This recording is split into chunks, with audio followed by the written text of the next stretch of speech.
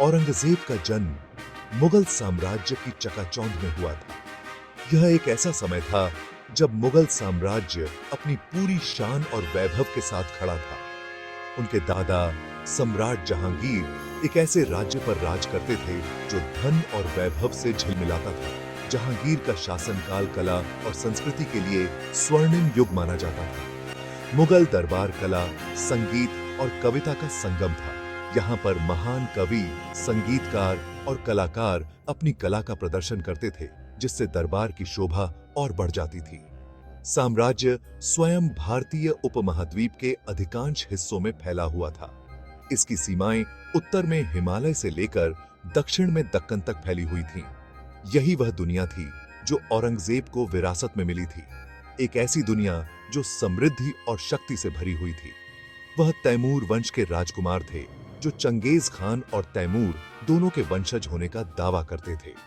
यह वंशावली उन्हें एक महान योद्धा और शासक के रूप में स्थापित करती थी। औरंगजेब ने छोटी उम्र से ही तेज बुद्धि और अनुशासित प्रकृति का परिचय दिया। वह अपने अध्ययन में गहराई से डूब जाते थे और हर विषय को गंभीरता से लेते थे। उन्होंने कुरान, इस्लामी कानून और सैन्य रणनीति के अपने अध्ययन में उत्कृष्ट प्रदर्शन किया। उनके शिक्षकों ने उनकी बुद्धिमत्ता और समर्पण की प्रशंसा की। उन्होंने 18 वर्ष की आयु में अपने पहले सैन्य अभियान में भी भाग लिया, जिसमें उन्होंने अपने साहस और सामरिक कौशल का प्रदर्शन किया। इस अभियान ने उन्हें एक कुशल योद्धा के रूप में स्थापित किया। हालांकि मुगल साम्राज्य अपने सभी बाहरी वैभव के लिए अपने आंतरिक तनावों के बिना नहीं था। दरबार में विभिन्न गुटों के बीच सत्ता संघर्ष हमेशा बना रहता था। औरंगजेब के पिता शाहजहां के कई बेटे थे, जिनमें से प्रत्येक की अपनी महत्वाकांक्षाएं और समर्थक थे। यह स्थिति दरबार में तनाव और अस्थिरता का कारण बनती थी। उत्तराधिकार का प्रश्न बड़ा होता गया, जिससे मुगल दरबार पर एक लंबी छाया पड़ गई। हर कोई जानता था कि यह संघर्ष किसी भी समय भड़क सकता है। भाइयों के बीच यह प्रतिद्वंदिता औरंगजेब की नियति को आकार देगी और मुगल साम्राज्य के पाठ्यक्रम को हमेशा के लिए बदल देगी। यह संघर्ष न केवल व्यक्तिगत था, बल्कि साम्राज्य की स्थिरता के लिए भी एक बड़ा खतरा था। मुगल राजकुमार एक ही खून के बावजूद सत्ता के लिए भयंकर प्रतिस्पर्धा में बंद थे। यह प्रतिस्पर्धा केवल व्यक्तिगत महत्वाकांक्षाओं तक सीमित नहीं थी, बल्कि यह उनके विचारों और विश्वासों के टकराव का भी परिणाम थी। तीसरे बेटे औरंगजेब अपनी धार्मिकता और सैन्य कौशल के लिए जाने जाते थे। उनकी कठोर धार्मिक निष्ठा और अनुशासन ने उन्हें एक शक्तिशाली योद्धा और नेता बना दिया था। उनके बड़े भाई दारा शिकोह उनके पिता शाहजहां द्वारा पसंद किए गए थे। शाहजहां ने दारा को अपने उत्तराधिकारी के रूप में देखा, जो उनके उदार और समावेशी दृष्टिकोण को आगे बढ़ा सके। दारा एक विद्वान थे, युद्ध के मैदान से कहीं अधिक दर्शन और अंतरधार्मिक संवाद में रुचि रखते थे। उन्होंने विभिन्न धर्मों के बीच संवाद को बढ़ावा देने के लिए कई ग्रंथों का अनुवाद किया। मेरी खोज ज्ञान और समझ के क्षेत्र में है, युद्ध के शोर से दूर। मैं मानता हूं कि सच्ची शक्ति ज्ञान में निहित है, न कि तलवार की धार में। स्वभाव और महत्वाकांक्षा में इस अंतर ने भाइयों के बीच प्रतिद्वंदिता को हवा दी। यह प्रतिद्वंदिता केवल व्यक्तिगत नहीं थी, बल्कि यह उनके समर्थकों और अनुयायियों के बीच भी फैल गई।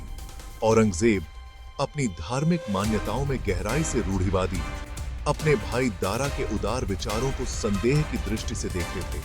उन्हें लगता था कि दारा का दृष्टिकोण इस्लाम के सिद्धांतों के खिलाफ है।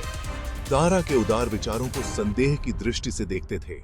दारा का मानना था कि सभी धर्मों में एकता और समानता है, जो औरंगजेब के लिए अस्वीकार्य था।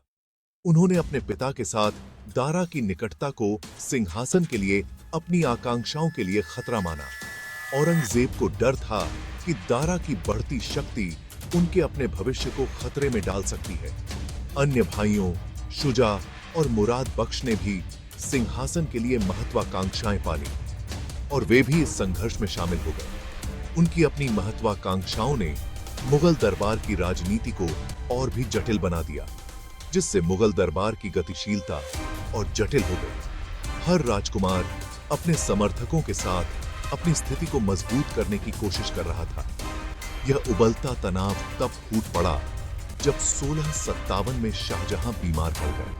उनकी बीमारी ने उत्तराधिकार के प्रश्न को और भी महत्वपूर्ण बना दिया। सम्राट के अक्षम होने के कारण उत्तराधिकार के प्रश्न को अब नजरअंदाज नहीं किया जा सकता था। दरबार में सलाहकार और अधिकारी इस मुद्दे पर बहस करने लगे। मुगल साम्राज्य ने खुद को एक तूफान के लिए तैयार किया, क्योंकि भाई वर्चस्व की क्रूर लड़ाई में भाई के खिलाफ होने के लिए तैयार था। यह संघर्ष केवल व्यक्तिगत नहीं था, बल्कि यह पूरे साम्राज्य के भविष्य को प्रभावित करने वाला था, क्योंकि भाई वर्चस्व की क्रूर लड़ाई में भाई के खिलाफ होने के लिए तैयार था। यह संघर्ष केवल सिंहासन के लिए नहीं था, बल्कि यह मुगल साम्राज्य की आत्मा और दिशा के लिए भी था। औरंगजेब का सैन्य प्रशिक्षण जल्दी और अनुभवी वित्नापतियों की निगरानी में शुरू बलवास। उन्होंने युद्ध की कला सीखी, रणनीति और रणनीति दोनों में महारत हासिल ऑफ। युद्ध का मैदान वह जगह है जहां एक रूल्ड कुमार ट्रूली में अपनी योग्यता साबित टैक्सता है। उन्होंने बुंदेलों और दक्कन सल्तनतों के खिलाफ कैंपेनों में खुद को एक सक्षम वित्नापति साबित किया। इन शुरुआती अनुभवों ने उनके कौशल को निखारा। उनमें एक क्रूर व्यावहारिकता पैदा की जो उनके शासनोफल को चिह्नित टैक्सेगी। औरंगजेब एक सुसज्जित और अनुशासित वितना के महत्व को अंडरस्टैंडिंग थे। उन्होंने तोपखाने में निवेश किया, युद्ध में तोपों और बारूद की बढ़ती भूमिका को महसूस टैक्सते हुए। उन्होंने अपने रैंतों के अलसोतर आचरण के एक सख्त संहिता को भी बनाए रखा। अपने सैनिकों से वफादारी और आज्ञाफ्रीता की मांग। उनकी सैन्य सफलताओं ने उन्हें अपने सैनिकों का सम्मान दिलाया और उनके दुश्मनों में भय पैदा डर डाले। अनुशासन और वफादारी एक दुर्जय विद्ना की फाउंडेशन आर। औरंगजेब युद्ध में फौलादी रूल्ड कुमार अपने पिता की बीमारी और आगामी अरूलदिकता द्वारा प्रस्तुत अवसर को जब्त टैक्सने के लिए तैयार वॉज। मुगल सिंहासन के लिए लड़ाई शुरू होने वाली वॉज। शाहजहां की बीमारी ने उनके बेटों की महत्वाकांक्षाओं को प्रज्वलित करके मैंने आगरा में नियंत्रण संभाला, अपनी शक्ति मजबूत टैक्सने का प्रयास डेढ़। हालांकि दारा शीतोह के औफरियों को उनके भाइयों द्वारा सत्ता हथियाने के रूप में देखा गया, जिससे साम्राज्य गृह युद्ध की ओर धोफल वेंट। औरंगजेब ने अपने सैन्य अनुभव और चतुर रूल नीतिक चाल से शीघ्र ही समर्थन जुटा टूक। मैंने अपने भाई मुराद बख्श के साथ गठबंधन किया, उसे साम्राज्य में हिस्सेदारी का वादा डेढ़। उनकी संयुक्त वितना 1658 में सामूगढ़ की लड़ाई में दारा शितोह की वितना से भिड़ बैठ। औरंगजेब की बेहतर रणनीति और अनुशासित सैनिक निर्णायक साबित हुए। दारा शितोह एक बड़ी वितना होने के बावजूद हार गया और पाटने को मजबूर हो गए। सामूगढ़ में जीत ने औरंगजेब के सिंहासन पर चढ़ने का मार्ग प्रशस्त दी। उसने अपने पिता शाहजहां को कैद कर लिया और अपने भाइयों को मारने का आदेश दिया, जिससे उसके दावे के सभी प्रतिद्वंद्वियों का सफाया हो वेंट। 1658 में क्रूर व्यावहारिकतावादी औरंगजेब ने खुद को मुगल साम्राज्य का सम्राट घोषित डेड। औरंगजेब के शासन ने धार्मिक सहिष्णुता की मुगल परंपरा से एक प्रस्थान को चिह्नित किया। उनके शासनकाल में धार्मिक नीतियों में एक कठोर बदलाव देखा गया, जिसने साम्राज्य के विभिन्न समुदायों के बीच तनाव को बढ़ा दिया। एक धर्मनिष्ठ मुसलमान, उन्होंने इस्लाम की अपनी सख्त व्याख्या को दर्शाने वाली नीतियों को लागू किया।